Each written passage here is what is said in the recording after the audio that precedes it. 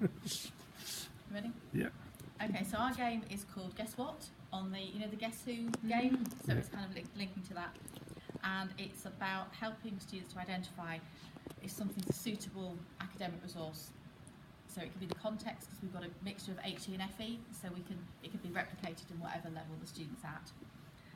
The two main objectives were to identify specific resources, so can someone work out if it's a book, a journal article, professional body website, Wikipedia, whatever it might be, and also to provide evaluation criteria, so the what, who, so what, how, when questions. So that's the kind of the basis that we're at. We haven't defined a level because it can be applied to anything. So what we would have, and I've got something over here. So this is our little kind of board, if you like. You can start here, dice, cards. You could either, if you've got a small group, you could have people working individually, maybe 5 people playing and each individual working on their own. Or if you had a bigger group, you could work in pairs. If you had students maybe with a significant level of dyslexia, people could pair up so they don't feel kind of individualised if they weren't sure about something. You go around, if you land on something that's a purple thing, you would pick up a card and that would have an information source on. This is our, so it's not a picture, so it won't think it was copyright, but that might be, so we've got 4 sources at the moment: book, journal article, Wikipedia and a professional body website, something like the Nursing Midwifery Council. When you pick that up, one of your colleagues would pick up another card that would ask a question. So they would ask you that question about the source. So some of those are closed questions. Is it a book, journal, website? Some of the others might be who has written the document. So it's looking at that kind of authority.